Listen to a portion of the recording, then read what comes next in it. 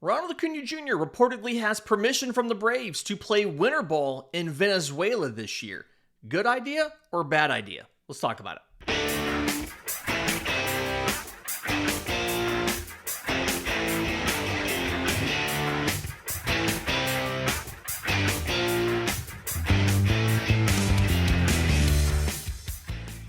Yes, welcome on in to Braves Today for Wednesday, October 29th. Your source for news, notes, and updates on your Atlanta Braves. I'm your host, Lindsay Crosby. You can follow me on social media at Crosby Baseball. You can follow the show on X, Braves_today. We have a Facebook page and Instagram as well. And you can find all of my written work, BravesToday.com. That's the Braves Today Substack, as this is both a podcast and a newsletter. We're proudly part of the Believe Podcast Network and presented to you by FanDuel. There are a ton of new offers out there right now in FanDuel simply because every sport is going on right now. We had a sports equinox on Monday where there was hockey, there was NFL, there was MLB, there was NBA. Right now, World Series MVP odds. Shohei Ohtani kind of feels like a lock, minus 150. But if the Blue Jays win the series, especially having probably lost George Springer for the whole thing, it's going to be because of Vlad Guerrero, plus 300, or maybe catcher Alejandro Kirk, plus 700. So if you're ready to go check those out and see if you want to find some fun action there, visit FanDuel.com or download the FanDuel app to get started. Just a few minutes, I want to talk about Hurston Waldrep. I called him a playoff starter for next year in the show we did yesterday. I had a couple people reach out and ask questions about that. So we're going to kind of explain that and discuss where Hurston Waldrep is, pros, cons, all that good stuff. But before we do that, I actually think I may have been the first, Braves person to report yesterday that Ronald Acuña Jr. reportedly has been cleared by Braves officials to participate in the Venezuelan Winter League. This report came from Ignacio Serrano of El Emergente. It's a Spanish language outlet, Spanish language article. Did my best to translate the best that I could. And this is something where we've seen the videos on social media. Ronald has been training in Venezuela. The director of baseball operations for the La Guara Sharks, which is the team that he usually plays for when he plays, confirmed to El Emergente that Ronald had gotten approval and that he was doing some of his preparations to play.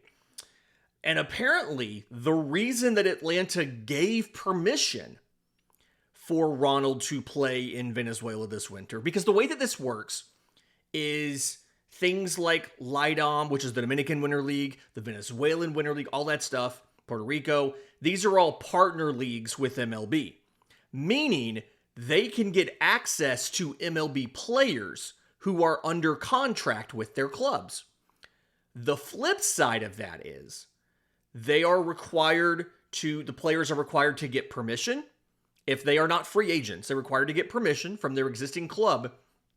And that club can, if needed, put some sort of reasonable restriction on the whole thing, right? Maybe a guy's coming off a lower body injury, so they say you can play, but we want you to DH. Maybe they'll ask the player just to, whatever. And according to this article from Ignacio Serrano, the Braves have given permission to Ronald and to the La Guara Sharks for him to play for them this winter. And it's because of the World Baseball Classic. Quote, major league teams prefer their players to undergo special preparation if they're going to play in the Classic. And Ronald wants to play in it. That's a quote from Jimmy Miek, the director of baseball operations for the team. For the team in Venezuela, Ronald's going to be playing for. And the whole thing here is, I get this, right? I understand why Atlanta would do this. Because it is very, very common that teams will allow players that want to participate in the World Baseball Classic to be part of the World Baseball Classic. The World Baseball Classic this year is going to be in March. The 2026 tournament, March 5th through March 17th. The pool play rounds will be Miami, Houston, San Juan, and Tokyo. And then the quarterfinals, Miami and Houston. The semifinals and finals are all in Miami. So the travel's not actually that bad, right? Ronald won't have to spend a ton of time for the World Baseball Classic in the Caribbean, because I'm pretty confident he'll be playing in either Miami or San Juan for the pool play. And as I say that, I just pulled up all the different pools. Venezuela and the Dominican Republic are in Pool D. That'll play in Miami. So Ronald would play, he would never have to leave Miami the entire duration of the World Baseball Classic. It does take guys away from spring training, but that's, he wants to play, and Atlanta wants to allow him to do winter ball so that he can be in better shape, in baseball shape when he participates in the World Baseball Classic, which to me is the right way to do it. If you think about when we see a lot of injuries, especially soft tissue injuries, it's when guys first get going and first start ramping things up. That's when we see a lot of the hamstring pulls, or for pitchers, the arm trouble. It feels like it comes when you start adding in the intensity, the repetition, and you're ramping up your preparation for the season. So rather than having him do some spring training stuff and then dip out to go play in the WBC, let him do some stuff in Venezuela to, one, get comfortable after the knee injury and then the calf injury. And he's not going to play all winter. Last time he went, I think it was like 14 games. The quote from Jimmy Miake was, as far as when he would participate, quote, "We hope it can be in December, as close to the Clásico as possible, maybe even the postseason." So he's not going to start playing until towards the end of their season. To kind of give you a heads up, their schedule started October 16th. And their schedule wraps up December 27th. That's kind of an idea here of what the time frame is that you're looking at. He'll be done by January. But the idea is his first kind of he has the ability to kind of ramp up here in Venezuela versus just doing some spring training and then jumping straight into the WBC. I think it's smart. I think it's a pretty good idea. And here's the thing. Ronald talked about when he went down to down to Venezuela after his 2023 MVP season. He talked about the fact that him going there after 2022 was the big reason why he was able to do what he did in 2023. Because the struggles that he had in 22, right? Trying to get his knee feeling right, get the comfort back and everything. The quotes from Ronald aren't actually that fantastic. As relayed by MLB.com, quote, "There's always time to learn, there's always time to improve, and that's one of the reasons why I'm here, to improve every day as a person, as a ball player, and have a great year the upcoming season, just like this one. Like I've said before, with more time on the field, I think a ball player can develop his abilities and get better results, improve his style of game. I think that was the case for me this year." And that was Ronald talking about winter ball in 22 helping him in the MLB regular season in 23. So, is there a risk of injury for Ronald? Sure. Yes, there is. Is there a risk of injury doing anything else that he's going to do over the offseason? Yes. I don't inherently view playing in Venezuela or Lidom or anything else as any less risky, provided that he's smart. And the last time Ronald went down there after 22, there were no explicit restrictions. They just asked him to be smart. And we saw down the stretch last year, Ronald can be smart, right? He made some business decisions on balls that he could have hit an extra gear and then laid out to get, and he made a business decision. Hey, my calf, I'm still recovering from a calf injury. Let me not push it too hard to get that ball. It's going to drop in front of me. I'll scoop it up and fire it to second. And either I'll throw him out at second or I'm going to hold him to a single, right? I expect something like that to happen. And Alex Anthopoulos, back in 2023, talked about winter ball, specifically talking to Justin Toscano of the AJC. Love and miss you, buddy. Best beat writer we had. Anthopoulos said that they are okay with things like this. Quote, I think it worked well for him. Just him playing was a good thing. If position players want to play, I think we view pitchers a little differently. But if any of our position players want to play in the winter, unless they're coming off some type of severe injury, like Ronald was last year, he didn't play in the winter last year. This is me now. He didn't play in the winter last year, coming off of a major injury. But Anthopoulos says, if any of our position players want to play in the winter, we encourage them to play.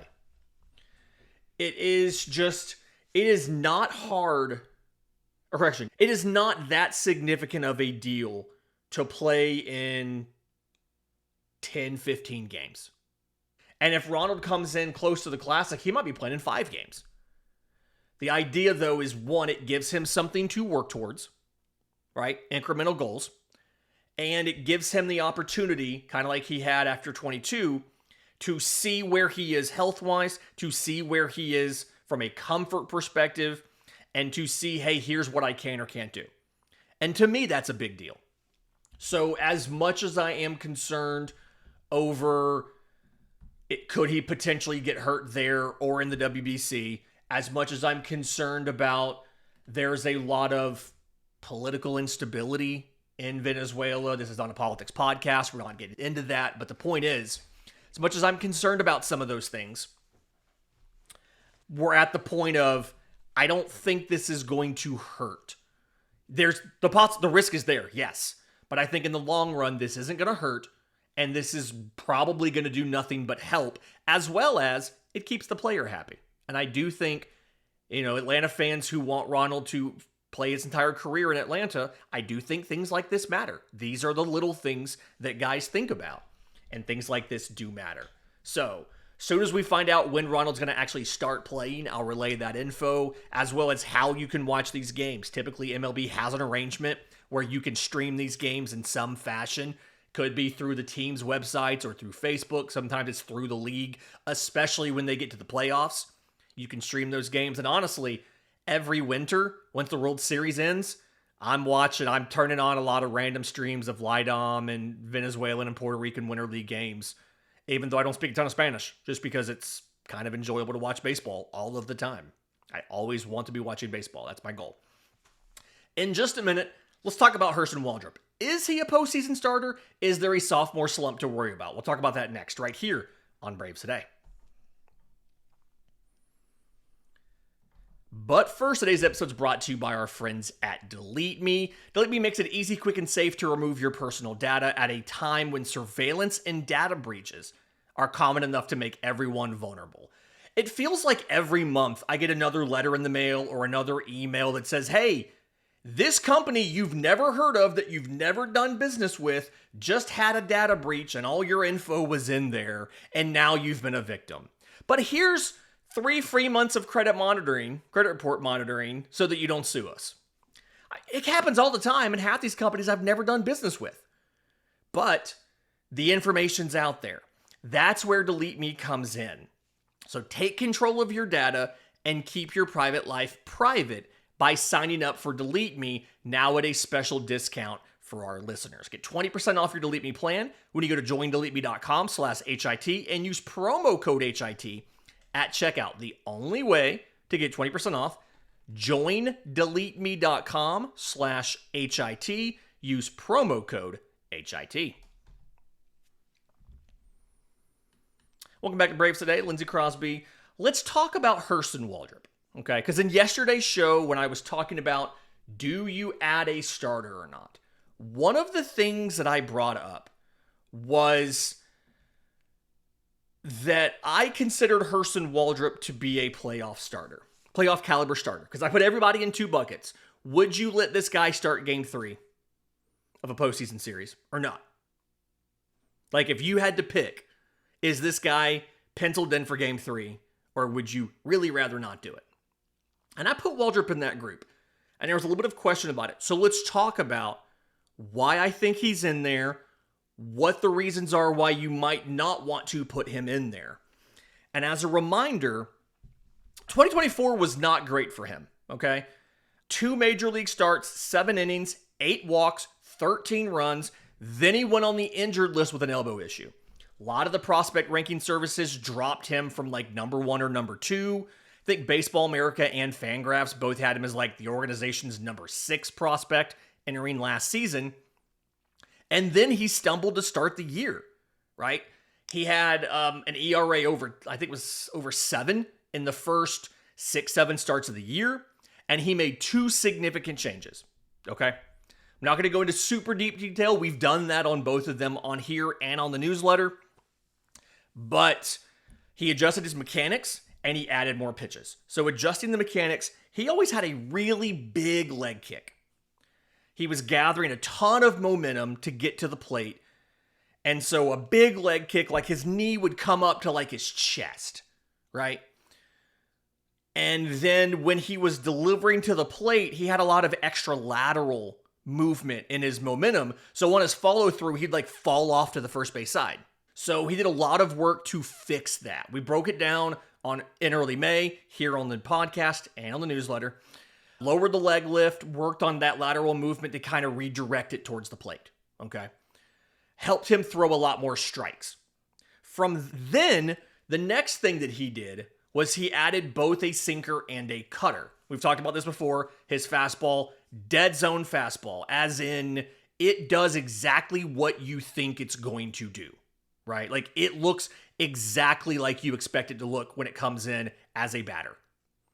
You know, the horizontal movement, the vertical movement, none of that's great. And it's right where you think it's going to be, which is bad. One of the things you need to do as a pitcher is you need to be unique in some form or fashion, right? Your velocity, your sequencing, your locations, your pitch movement, you need to be different from what the hitter's expecting. Hurston Waldrep wasn't doing that. So he added both a sinker and a cutter, which meant that he could rotate between the 3 fastballs. So you couldn't sit on the poor shape of the 4-seamer, because if you're expecting that, it could be a sinker and be under your bat, or it could be a cutter and it could be off the barrel of the bat. So helped him throw more strikes, the mechanical changes helped him throw more strikes, and then the arsenal change helped those strikes be less hittable, because it was harder to predict what was coming in. And he really minimized the 4-seam fastball usage down the stretch. He barely used it other than the first non-Sean Murphy start after Sean Murphy went down with injury. And so I had him as a playoff starter, and there's a couple reasons that I had him as a potential playoff starter for next year. The first was the caliber of the stuff. So those of you who have seen some of his videos or read some of his stuff, Trevor May, the former MLB pitcher, obviously talks a lot about pitching. And one of the things that he's reinforced, I've seen this from other people as well, so I kind of take this as one of those knowledge things that I've never really covered on the show, is what makes a guy a strikeout pitcher. And as you can imagine from the way that I like to do things, it's not getting strikeouts. That's a result. We look at inputs, having strikeout stuff, okay? And the definition that Trevor used when he was playing, and now a lot of other people that I've seen use, whether it's like Baseball America for prospect evaluation and things like that, is having a whiff rate of 25% or better on 3 or more pitches. If you can hit that, that is traditionally the arsenal of a guy who is a strikeout pitcher. Okay. Last year for Hurston Waldrep, he was at or near 25% on 4 pitches.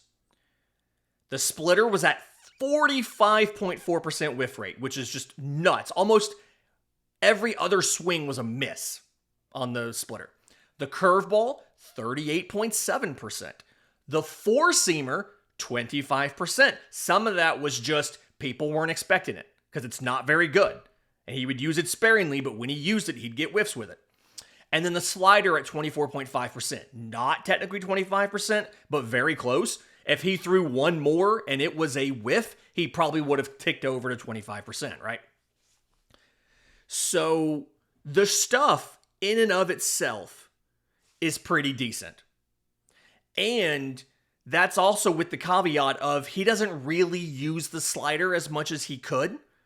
And this is a thing you sometimes see with guys who throw both cutters and sliders. There's a worry about how much your cutter and slider blend together if you use them too much, to the point of some guys technically have both pitches listed on StatCast, but they're just manipulating it some of the time to make the second one shape. Like Yoshinobu Yamamoto. If you've been watching the World Series, you saw his complete game in Game 2. He has both a cutter and a slider listed on StatCast.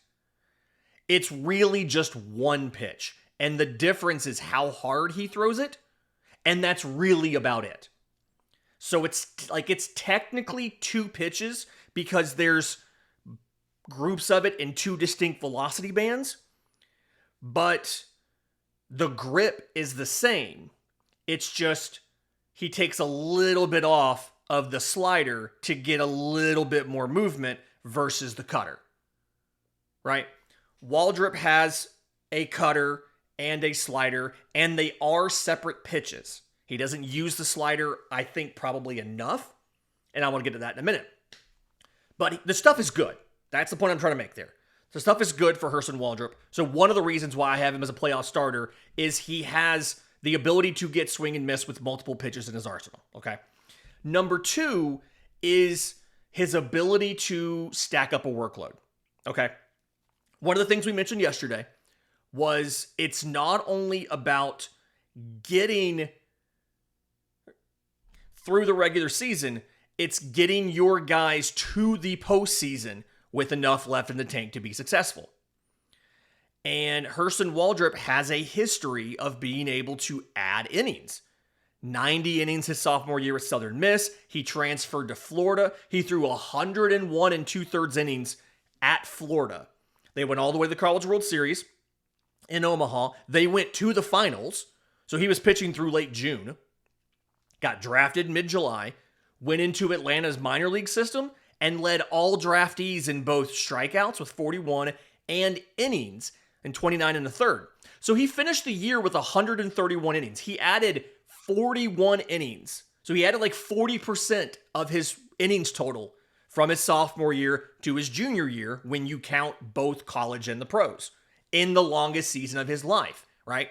College baseball players or pitchers are ramping up in January for a season that starts in February. He did that, and he went all the way through his start for Gwinnett at the very end of the year. He pitched through the end of August. Longest season of his life. Now, last year, he had an elbow injury after that second major league start. He only had 100 innings. This year, he put up another 40-something% increase. He went from 100 innings to 148 between Gwinnett and Atlanta. He's shown the ability to add innings without significantly losing his stuff. So I'm confident that if you're smart with load management, you push him back a day or two here, you use off days to give guys extra days like they did in 24 a lot.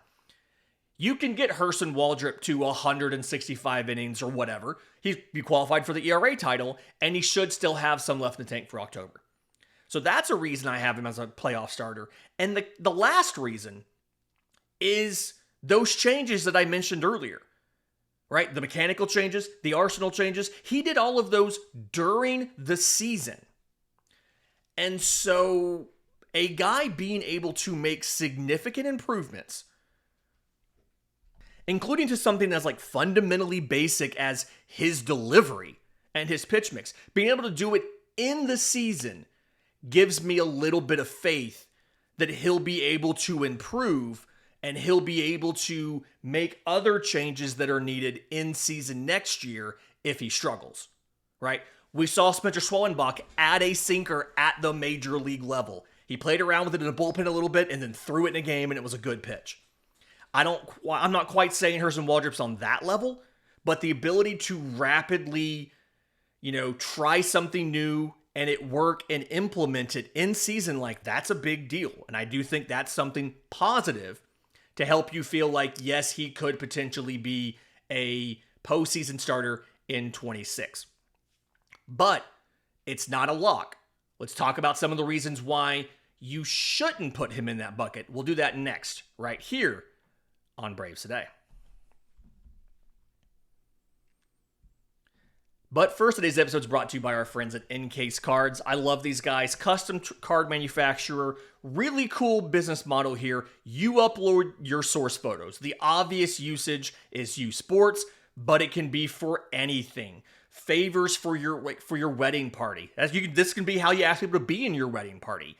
Guys trips, whatever it might be. You upload your photos in here. You choose the holographic options, the backgrounds, all of that stuff. Their designers take your selections, your source photo, whatever stats and info you give them, and they make the front and back of the card just like you would get from one of the major card manufacturers. They then print it on high-quality cardstock, they slab it, and they put it in this really cool plastic case, bunch of different colors you can choose from, that has a built-in stand in the back so it can go on your desk, your bookshelf, wherever. Tons of options on the backgrounds, tons of options on the foil, tons of options on the frame, all of that stuff. Encase Cards, NCASEcards.com. If you use promo code BRAVES today, they have upped the discount from $5 off to 20% off for Braves Today listeners. So again, Encase Cards, NCASEcards.com, promo code BRAVES today. All right, we talked about why Hurston Waldrep, in my mind, could be a playoff starter. Let's talk about why he might struggle or he might not be. And I think that you saw a sample of this, or you saw the perfect storm of this in that first start that he made without Sean Murphy after Murphy went down with the hip injury. If you'll remember, Sean Murphy caught all of his outings all of his starts until Murphy went down, which makes sense. Murphy's the better blocker. Waldrep at times could be a little wild. That splitter can be a little hard to control. Murphy caught all of those outings.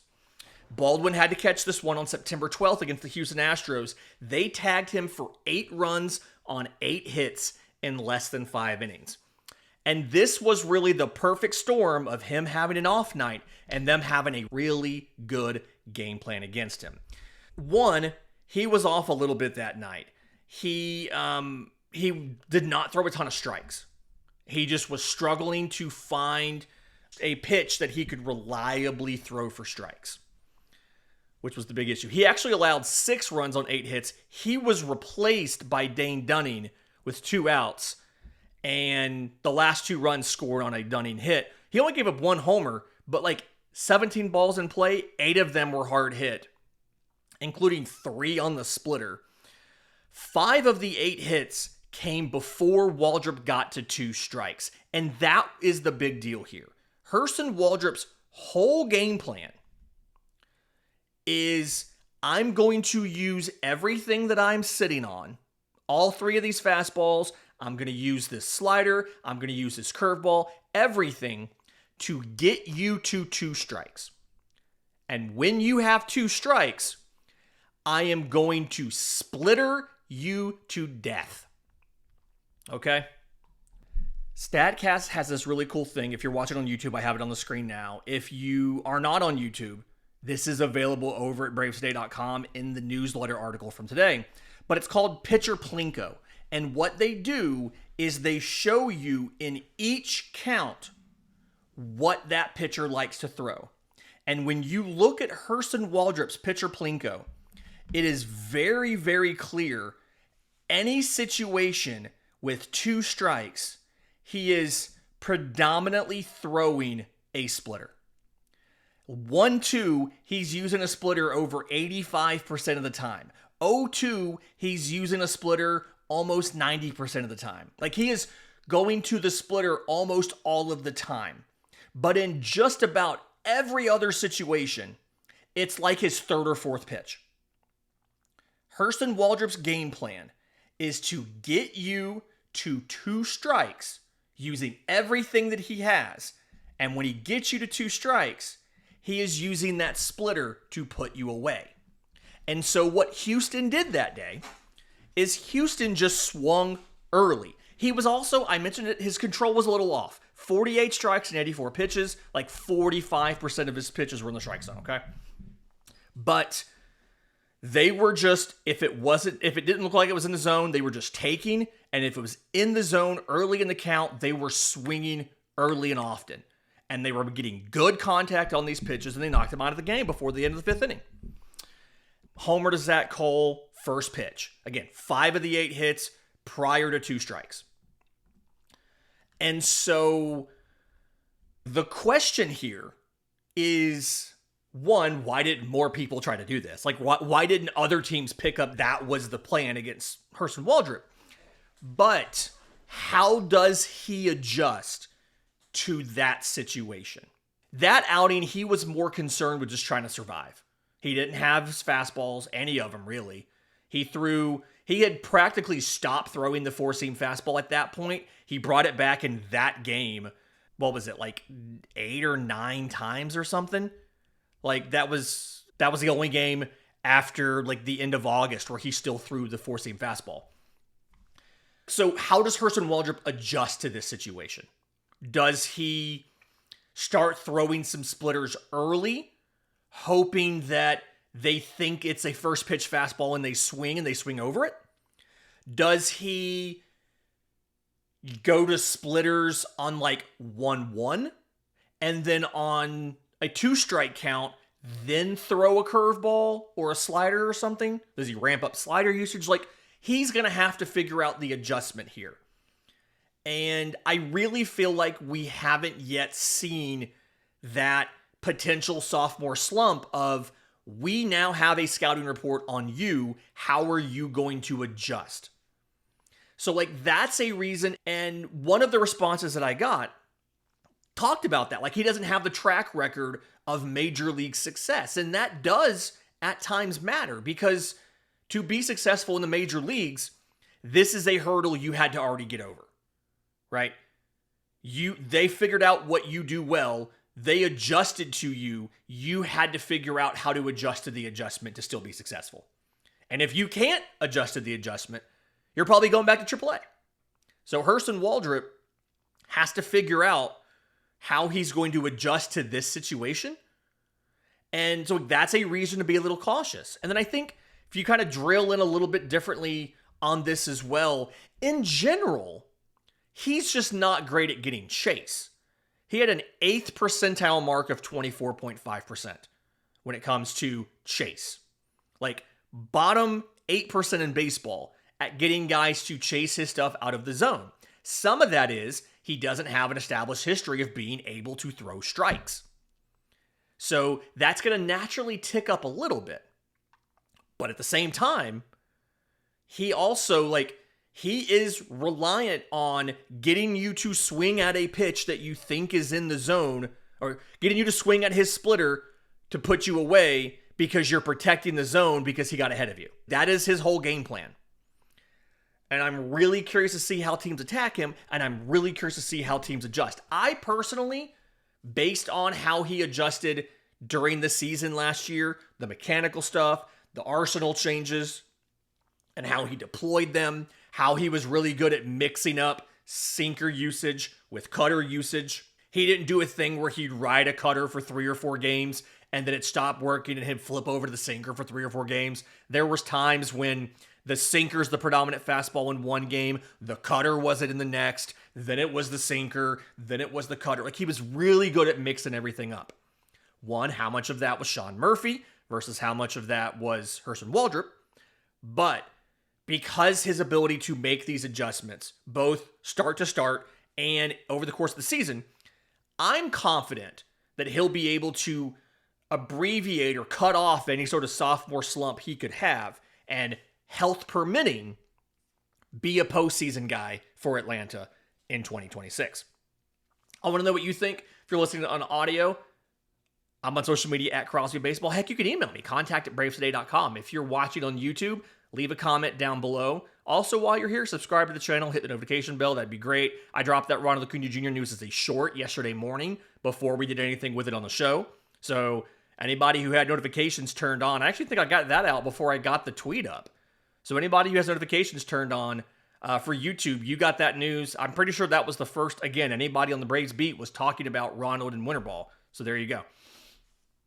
Until next time, this has been Braves Today.